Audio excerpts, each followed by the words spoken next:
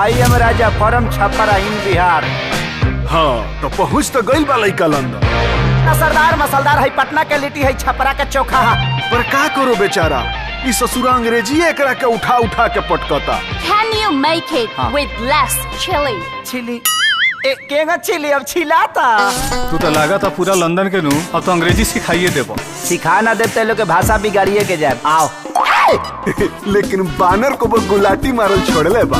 इतना पगला दी हाँ, सभी मागे डिस्टर्ब हो गइल बा हमारे। ना कहल जाला कि भाग में जब लिखल बा भोजपुरी तो कहाँ से बबुआ पैते लंदन के गोरी। लड़की देखे ना इतना सुंदर हो, लगत नेचर से एकदम छू छू नर हो। काहे करते हो हमसे hi hello hello hello hello. दिल में ढुका के बटा में बंद। तुमको क्या लगा मैं इम्प्रेस हो जाऊंगी? देखिए हम गरीब आदमी हैं, कोशिश तो करबे किए। हमरा तरफ से तोहरा और दिया के रिश्ता के हाँ बा। ओ बबुआ की देसी लड़की चाहे। जब बुझिए गइल बड़ू तो खुद के पूछल जरूरी बा। झुलुआ जवानिया पा झुल जाई हो, ऐसे झाका झुमर में कमर से सड़िया खुल जाई हो। अब तो हर बाबूजी मान जाए बस। हम अपना बाबूजी के तो चुटकी बजा के मना ले जा तनी ना। अगर तोहरा हमार राजा पसंद बा तब राजा के ब्याह तोहर तुलसी से होई।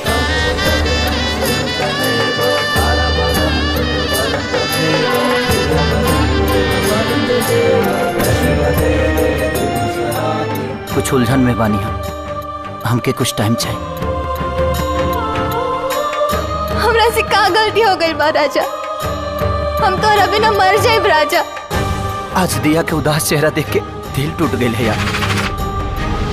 अब पता ना काहे तू मन करा था कि ओकरा के जिंदगी की सारा खुशी दे दी। तो के दिलवा में आई से बसा ले हनी हम, दिल के धड़कन भी हमसे नाराज हो गई। अखिया तोहरा सिवा कुछ न देखे सनम, कके हमसे दगा दगाबाज हो गई। तो के दिलवा में। अरे तू पाप करता रे पाप। ये 10 दिन में तो हमारी पूरी दुनिया बदल गई। हमें क्या पता इश्क होता क्या है। आप मिले और जिंदगी मोहब्बत हो गई। बुझत का है नहीं खा हमार मजबूरी हो, के बोला मन तो बोना कइलो आई तो का गोल जइतो। रात भर रहता खाइता पियता सुतता भोरे चल जइता।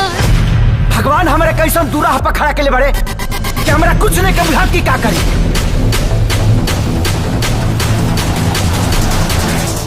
हमारा कुछ समझ में नहीं आवत कि ओकरा के हम कैसे बताएं कि हम तो उससे प्यार करेंगे। हम राजा जी की नहीं खिचोड़ सकत। बलम जी हो जाइबा गुलरी के फूल। अगर राजा हमार न भइले तो हम अपन जान दे दे।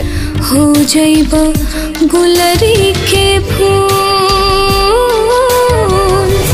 शायद एकरे नाम प्यार है।